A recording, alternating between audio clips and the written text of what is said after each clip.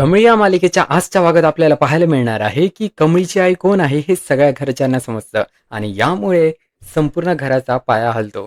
काय होतं की साधना मावशी जी असते ती साधना मावशीची इतक्या वर्षांपासून या घरात राहत होती, जी कमळीला दूरवरून बघत होती. ती असं बाहेर आली की तीच कमळीची आई आहे.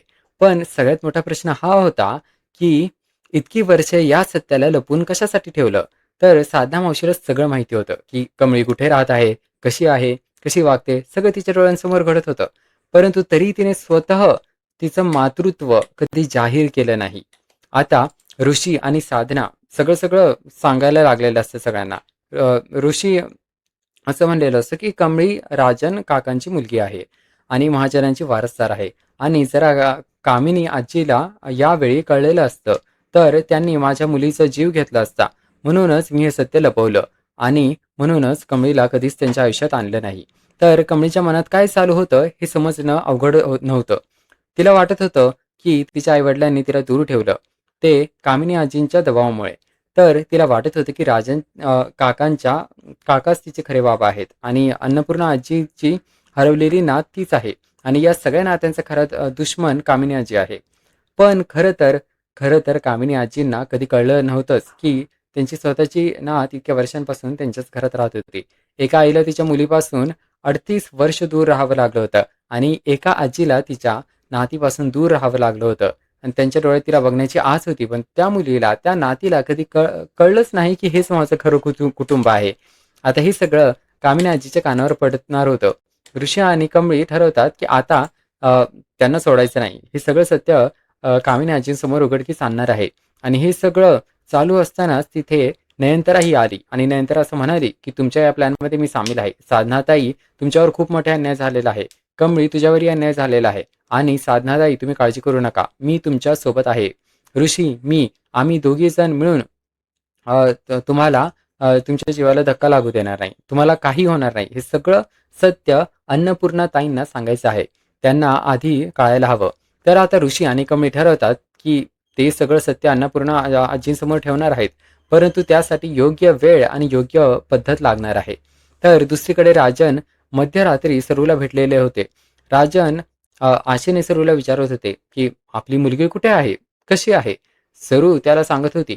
परंतु तिच्या लक्षात आलं की राजनला हा धक्का सहन होत नाही. तो आता दारू पिऊ लागला होता.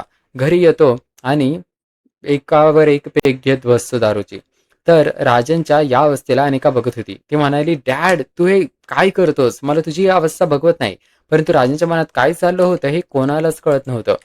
इकडे कमळीला कॉलेजमधून सस्पेंड केलं होतं आणि त्यात रागीचाही हात होता. त्यामुळे कमली खूपच अपसेट होती. एका बाजूला तिचा अभ्यास बुडत होता, तर दुसरीकडे घरातलं वातावरण अशांत झालं होतं. ती पूर्णपणे डिस्टर्ब झाली होती आणि त्याचवेळी निंगी काही प्रश्न विचारत होती. निंगी विचार करत होती की कमळी कॉलेजला येत नाहीये, तिला सस्पेंड केलं आहे, तर आपण तिच्याकडे लक्ष द्यायला हवं. आणि कमळी आता अभ्यास कसा करणार. आणि आता ऋषी निंगीला फोन लावतो. तो तिला सांगतो की बघ ऋषी, कमळी एका लेक्चरमुळे घरी बसली आहे. तिला खूप वाईट वाटतंय, तिला टेन्शन होतंय. पण तू काळजी करू नकोस, मी तिच्या अभ्यासात लक्ष घालतो. म्हणजे ऋषीने कमळीला तिच्या अभ्यासासाठी घरी बोलवलेलं असतं. तर इकडे रोहन करतोय की कमळीला कॉलेजने सस्पेंड केलं आहे, म्हणजे तिचे आई बाबा तिच्या अभ्यासात लक्ष घालणार आहेत.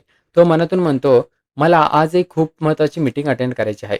मला कॉलेजला जाऊन कमळीला भेटायला जाणं जमणार नाही आणि खरं सांगू का, मला ते आवडणारही नाही. कमळी अन्नपूर्णा जींची मोठी नात आहे, पण तरीही मला ती आवडत नाही, असं तो मनात विचार करतोय. तर तेवढ्या साधना रोहनला सांगते की कमळी आता ऋषी सरांच्या रूममध्ये आहे.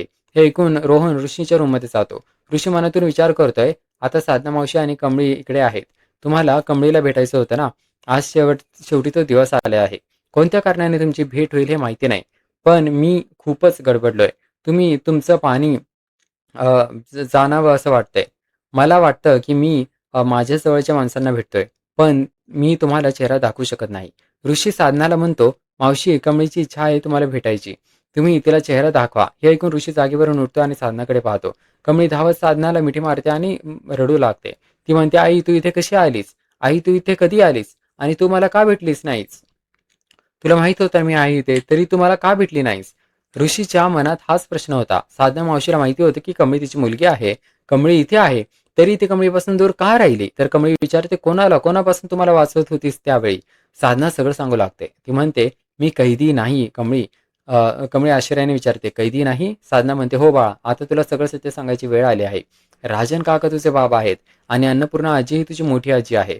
तुझं घर त्यांच्याच घरात आहे. हे घर तुझं आहे. तू त्याच घराची वारसदार आहेस. हे ऐकताच ऋषी आणि कमळी दोघांनाही मोठा धक्का बसतो. कमळी आश्चर्याने विचारते, साधना, तू एवढी वर्षे का लपवून ठेवलंस? सरू ऋषीला सांगते, की बघ बेटा, कामिनी अ, 18 वर्षांपूर्वी तुझ्या आयुष्यात वर उठली होती. तिने तुझ्या दोन्ही मुलींना तुझ्यापासून दूर केलं होतं. तुझं अस्तित्वच संपवण्याचा प्रयत्न केला होता. तेव्हा मीच ठरवलं होतं, की तुला तुझ्या कुटुंबापासून लपवून ठेवायचं. हे ऐकून कमळी ऋषीचा राग अनावर होतो. ती चिडून म्हणतात, की साधनाताई, माझी कमळी तुमची मुलगी आहे. ही आणि राजनची पहिली बायको तुम्हीच आहात.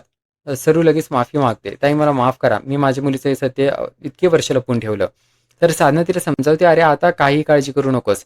आता आपण एक टीम आहोत ना. आता सरू, कमळी आणि ऋषी तिघे एकत्र येतात. तिघे ठरवतात, की आता कामिनीला शिक्षा झाली पाहिजे. तिच्या पापांचा घडा आता भरून आलेला आहे आणि आता पुढे काय होणार याचा विचार करता तिघांच्या डोळ्यात एक निश्चय दिसतो. तर मित्रांनो, अशा काही गोष्टी या मालिकेच्या आतापर्यंतच्या भागात घडलेल्या आहेत.